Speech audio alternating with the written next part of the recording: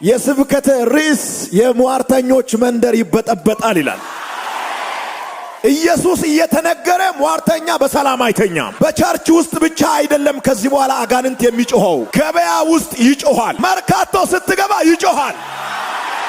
ይሄ ዓመት ከመዘጋቱ በፊት ምን ያምራል ብትሉኝ፣ መስቀለኛ መንገድ ላይ አጋንንት ሲጮህ ማየት። እንደዚህ አይነት ግሎሪ ሲመጣ አያለሁ። እንደዚህ አይነት ሰዎች ተቀብቶ ሲነሱ አያለሁ።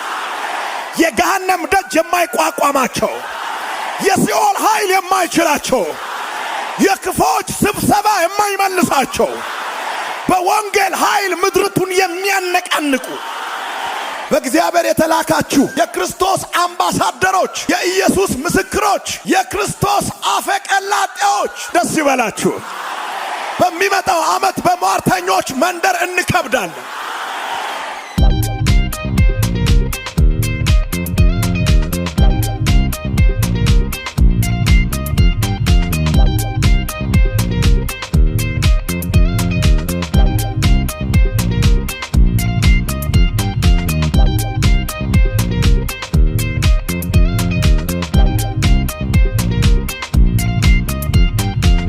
ክራይስት አርሚ ቲቪ ኢትዮጵያን ይመልከቱ።